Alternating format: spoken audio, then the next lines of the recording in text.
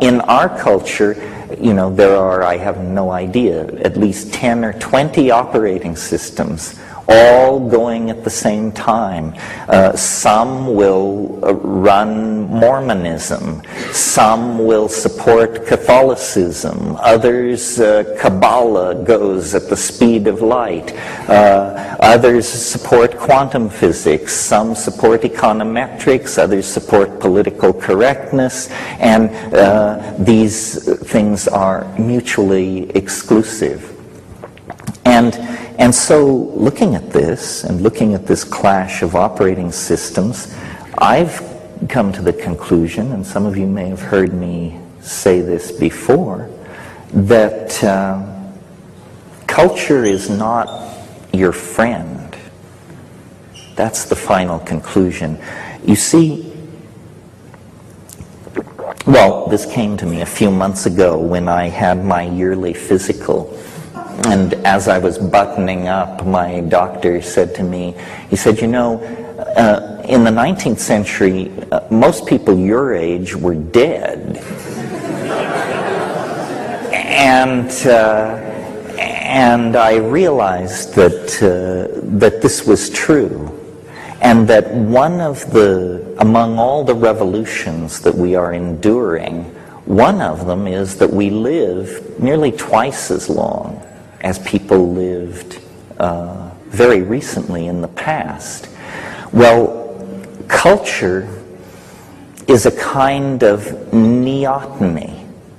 And I don't want to belabor that at great length, but for those of you who are not biologists, neoteny is the retention of juvenile characteristics into adulthood. It's used to describe animal behavior. For instance, I'll give the most spectacular example of neoteny. There is a kind of animal which lives in ponds in Africa, and it reproduces like a fish. It lays eggs on the bottom of these ponds. More fish-like animals come from these eggs, and so forth. However, if the pond dries up, the creature undergoes metamorphosis and becomes an animal somewhat like a gecko, and lays eggs, and from these eggs come creatures that are like geckos. In other words, this is an animal which actually achieves sexual maturity in two forms, depending on environmental stress. Spectacular example of neoteny. Turning to human beings, a less spectacular example, but relevant to us, is our general body hairlessness compared to other primates. We look like fetal apes. Human beings look like fetal apes. Why? What is neoteny? Well, this is hotly debated among evolutionary biologists. But the point I want to make is a socio-political comment, which is culture itself is some kind of neotenizing force. Because what culture provides is a bunch of rules, so you don't have to think, and a bunch of myths, so you don't have to think again. Culture has all the answers, you know. You want to know where people came from? Well, when the sky god got out of his canoe at first waterfall and took a leak, then we, the true people, appeared like ants, and we've been living here ever since. Oh, huh. Gee, thanks. I'm glad I asked. You know, this is what culture does for you. So,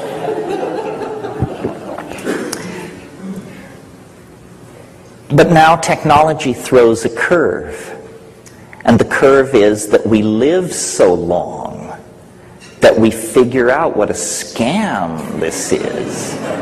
We figure out that what you're supposed to work for isn't worth having. We figure out that our politicians are buffoons. We figure out that professional scientists are reputation-building, grab-tailing weasels. We discover that all organizations are corrupted by ambition. You know, you get the picture. We figure it out. Well, then, as intellectuals, and anybody who figures it out is an intellectual, believe me, because they're slinging the programming to push you the other way. So then intellectuals, defined as people who figure it out, discover that you are alienated. That's what figuring it out means. It means you understand that the BMW, the Harvard degree, whatever it is, that this is all baloney and manipulated and hyped, and that mostly you have a bunch of clueless people who are figuring out which fork they should use. But this position is presented as alienation and therefore somehow tinged with the potential for pathology. You know, it's a bad thing to be alienated. Now let's speak for a moment, in order to fulfill the promise read in the introduction, about psychedelics. And what are they doing in this fine situation? Well, what they're doing is forcing this maturation process by dissolving boundaries, which is what they do. They are exposing the cultural operating system for what it is, which is just a bunch of hacked together rules that evolved over time. They weren't sent from God, from Mount Sinai. It's just a bunch of hacked together rules. So psychedelics in that sense spread alienation. But what they alienate us from is preposterous, earth-murdering, sexist, consumerist, shallow, trivial, inane, insane, and dangerous. And that's what they alienate us from.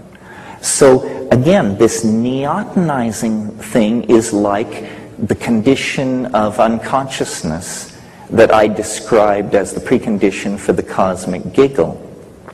Glamour, acts of magical conjuration, hypnotic delusion and illusion, hysterias, fads, pseudo-revelations, strange truths whispered in every quarter. This is the character of our time. And people have seemed to believe that they were fulfilling their responsibilities intellectually. People seem to feel they are doing that when they reject the past. Say, well, you know, that was all screwed up, but since I got with Master Shuggie, I've understood, you know, the way it really is supposed to be. No, this is just trading one set of neotenizing operating systems for another. The real hard choice that you're being pushed toward, and that you might consider making before the yawning grave rings down the curtain on this cosmic drama, is actually intellectual responsibility, freedom, and a devotion to what scientists call elegance of thought. You know, people say, well, how can you tell one theory from another, and is science better than religion, and this and that? After a lot of arm waving, it should be conceded that the final call is aesthetic. That because we are monkeys, because we are so far from God, we cannot set knowing the truth as the standard for choosing among the models we can produce. We must set our aesthetic compass towards the more true, what Wittgenstein called the true enough. And then the question is, well, how do you recognize that? Well, this is a rich field of human study called philosophy of science, or theory, epistemology and ontology. How do we know what is real? But Plato, who all the rest of philosophy is a footnote up on, Plato said, you know, that the key lay in the concepts the good, the true, and the beautiful. The good, what is it? tricky, tricky, tricky. The true, what is it? Trickier, even trickier. The beautiful, what is it? Easy to discern. The beautiful is easy to discern. You are going to be condemned to live out the consequences of your taste. Really, really. And if you have no taste, God help you.